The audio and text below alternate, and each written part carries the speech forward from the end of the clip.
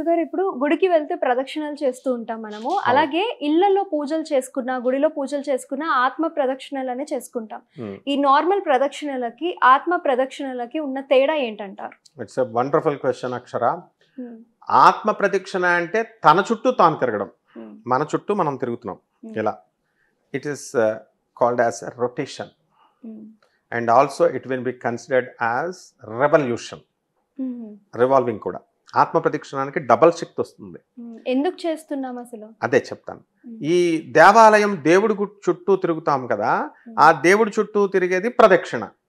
అదే ఆత్మ ప్రదక్షిణ అంటే సోల్ చుట్టూ తిరగడము, సోల్ని మనమే తిరగడము. And God centred philosophy A particle అయితే ఉందో దాని చుట్టూ తిరుగుతున్నాం. అంటే ఎర్త్ రొటేషన్ అండ్ రెవల్యూషన్ రెండు ప్రాపర్టీస్ ఉన్నాయి ఎర్త్కి, డబల్. మిగతా ఏ ప్లానెట్కి లేవు.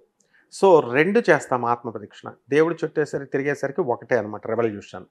ఎందుకు చేస్తాము అంటే ఇప్పుడు మనము షోడశోపచారాలు అని 16 దేవుడికి పూజ చేసే విధానాలు పెట్టారు. జగద్గురు ఆదిశంకరాచార్య ఇచ్చారు నార్మ్స్ అండ్ రూల్స్.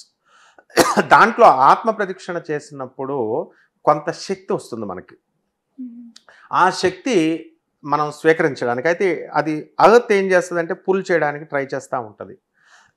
ఇప్పుడు ఏమవుతుందంటే ఈ భూమి సూర్యుడి చుట్టూ తిరుగుతుంది. చుట్టూ తిరుగుతున్నప్పుడు మనము దేవాలయం in which direction it is moving అని క్లాక్ వైజ్ డైరెక్షన్లో తిరుగుతున్నప్పుడు దాన్ని రిజంబల్ చేస్తూ మనము దేవుడి చుట్టూ క్లాక్ వైజ్ డైరెక్షన్లోనే తిరుగుతాం. ఒక్క శివుడికి మాత్రము క్లాక్ వైజ్ డైరెక్షన్ దిగి మళ్ళీ బ్యాక్ వచ్చి మళ్ళీ యాంటీ క్లాక్ వైజ్ డైరెక్షన్లో కూడా తిరుగుతాం. అలా ఈ దేవుడి చుట్టూ భూమి తిరిగేటటువంటి చుట్టూ మానవుడు కూడా తిరిగితే, ఆ డైరెక్షన్లోనే తిరిగితే ఆ వచ్చేటటువంటి గ్రావిటేషనల్ ఫోర్స్ ఏదైతే ఉందో, దాన్ని లాక్కునే శక్తి ఏదైతే ఉందో, అంటే నెగిటివ్ ఎనర్జీ అను లేకపోతే వాళ్ళకి ఆయన ఎదుర్కొండగా ఎవరన్నా వస్తే హాఫ్ పీల్చేసుకుంటాడు. ఆ శక్తి ఆ పీల్చేసుకునే శక్తి బ్రహ్మదేవుడు వరమిచ్చాడు. అలా ఈ యొక్క మనకు ప్రదక్షిణాలు చేసినటువంటి వచ్చేటటువంటి శక్తిని భూమి లాక్కోలేదు. ఎలాగో నీకు ఎగ్జాంపుల్ చెప్తా. ఇప్పుడు మన ఇద్దరం ప్రయాణం చేస్తున్నాం విజయవాడ నుంచి హైదరాబాద్. విజయవాడలో మనం ఎక్కాము, మన ఇద్దరం ఎదురెదురుగుండగా కూర్చున్నాము. కానీ మనం ట్రైన్ వెళ్ళిపోతే హైదరాబాద్ చేరిపోతే అయినా సరే మనం ఇద్దరం ఈ సీట్లోనే ఉన్నాం. అంటే మన ఇద్దరి మధ్య ఉన్నటువంటి వెలాసిటీ వేగము 0 ఇక్కడ నలిఫై అయిపోయింది వెలాసిటీ. కానీ రిలేటివ్ వెలాసిటీ బయట చెట్లతో కానీ బయట బిల్డింగ్స్తో చూసినప్పుడు రిలేటివ్ వెలాసిటీ అది ఉంది, అది కదులుతుంది. ట్రైన్ విజయవాడ నుంచి ఏకంగా ఒక 300 కిలోమీటర్స్ మనం 200 కిలోమీటర్స్ వచ్చేసాం హైదరాబాద్కి.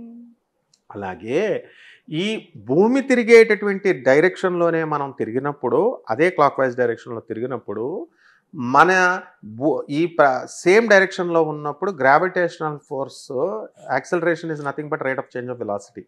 అది నలిఫై అయిపోతుంది. నలిఫై అయిపోయి మన దగ్గర వచ్చినటువంటి శక్తి మన దగ్గరే ఉంటుంది. ఇంకా బాగా అర్థం అవ్వాలంటే, ఇప్పుడు మనం పూజ చేసేటప్పుడు ఆసనం వేసుకుంటాం, ఏదో టేబుల్ దర్పగడ్డో వేసుకోమన్నారు. ఎందుకు వేసుకోవాలంటే దేవుని పూజ చేసిన తర్వాత మనకి శక్తి వస్తుంది. ఆ శక్తి ఏం చేస్తుంది, it is in the form of electromagnetic వేవ్స్లో ఉంటుంది. విద్యుత్ అయస్కాంత తరంగాల రూపంలో ఉంటుంది. అది భూమి పెద్ద బిగ్ మ్యాగ్నెట్ కాబట్టి ఇది లాగేస్తుంది కాబట్టి దానికి అడ్డంగా లాక్కుండా ఒక చిన్న టేబుల్ ఇది పెడతాం. ఏ విధంగా ఎర్త్ అవుతుంది అంటాం, కొన్ని గోడలు షాక్ కొడుతుంటే కాపర్ వైర్ వేసి భూమిలో పాతాం ఎర్తింగ్ ఇచ్చినప్పుడు, ఆ విధంగా అనమాట. అందుకోసం మనము ప్రదక్షిణాలు అనేటటువంటిది దేవుడి చుట్టూ. ఇప్పుడు ఇది వినాయకుడు అడాప్ట్ చేశాడు. వినాయకుడు ఏం చేశాడంటే ప్రథమ గణాధిపత్యాన్ని ఇమ్మన్నారు. విఘ్నాధిపత్యాన్ని ఇమ్మంటే ప్రథమ పూజ అందుకోవాలంటే శివుడు ఏం చెప్తాడు, ఫస్ట్ ఎన్ని నదులు ఉన్నాయో యూనివర్స్లో, ప్రపంచంలో ఉన్నటువంటి నదుల్లో ఫస్ట్ ఎవరైతే నువ్వు కుమారస్వామి ఇద్దరు వెళ్ళిపోండి, ఇద్దరు పోటీ పడుతున్నారు కాబట్టి ఎవరు ముందు చేసేసి వచ్చేస్తారో వాళ్ళు నా దగ్గరికి వచ్చేయండి అంటాడు. వాళ్ళకి ఇచ్చేస్తానంటే కుమారస్వామి నెమలి ఫుల్ స్పీడ్ కదా, ఆయన వెళ్ళిపోయి ఫుల్ అన్ని చోట్ల గబగబా చేసి వచ్చేస్తున్నాడు.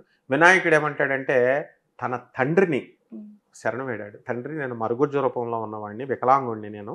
సో నాకు అలాంటి పరీక్ష పెట్టిన వాహనం ఎలుక, నేను అలాంటి వాహనం అది పెడితే నేను ఏం చేయగలను, ప్లీజ్ పేపర్ లీక్ చేయండి సార్, ఎంసెట్ పేపర్ లీక్ చేయండి అన్నట్టు అడిగాడు. అడిగితే అదన్నమాట ప్రదక్షిణలో ఉన్న గొప్పతనం. Lord Shiva leaked the paper. ఏమని చెప్పాడు, నారాయణ, ఓం నమో నారాయణ అనే మంత్రాన్ని కనుక నువ్వు ఉచ్చరిస్తే సర్వనదుల్లో స్నానం చేసిన ఫలితం నీకు వస్తుంది నాయన అన్నాడు. ఈయన ఇక్కడే కూర్చొని తల్లిదండ్రుల దగ్గరే కూర్చొని తల్లిదండ్రుల చుట్టూ ప్రదక్షిణ చేస్తూ చేయమన్నాడు. తల్లిదండ్రుల చుట్టూ ఒక ప్రదక్షిణ అయ్యేసరికి అక్కడ కావేరీ నదిలో ఆయన కుమారస్వామి స్నానం చేద్దామని వెళ్ళే లోపల వినాయకుడు స్నానం చేసి వస్తున్నట్టు కనబడ్డాడు. నర్మదా పుష్కరాలు కదా, నర్మదా నదిలో చేద్దామని వెళ్ళేసరికి ఆయన నర్మదా నుంచి బయటకు వస్తున్నట్టు కనబడతాడు ఎవరు, వినాయకుడు. సో ఇదేదో సమ్ మ్యాజిక్ ఉంది అని అప్పుడు ఆయన తెలుసుకొని రియలైజ్ అయ్యి తన తప్పు తెలుసుకొని కుమారస్వామి వచ్చేస్తాడు. వచ్చేసి తండ్రికి అపాలజీ చెప్పి ఆయనకే ఇచ్చేయండి అంటాడు. అంటే ఇక్కడ ఏమిటి, ప్రదక్షిణ చేయడం వల్ల పేపర్ లీక్ చేశాడు శివుడు. అంటే అనుగ్రహం కలిగింది. అంటే ప్రదక్షిణాలు చేయడం వల్ల మనకి ఆత్మ ప్రదక్షిణాలకి ఎక్కువ శక్తి ఉంటుంది మామూలు గుళ్ళల్లో చేసే ప్రదక్షిణాల కంటే.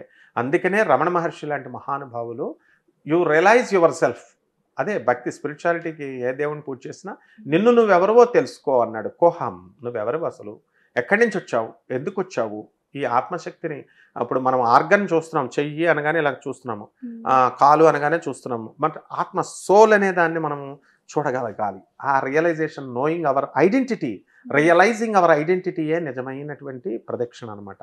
ఆ శక్తి కేవలం ప్రదక్షిణ వల్లే వస్తుంది. ఆ శక్తి కేవలం దైవానుగ్రహం వల్లే వస్తుంది.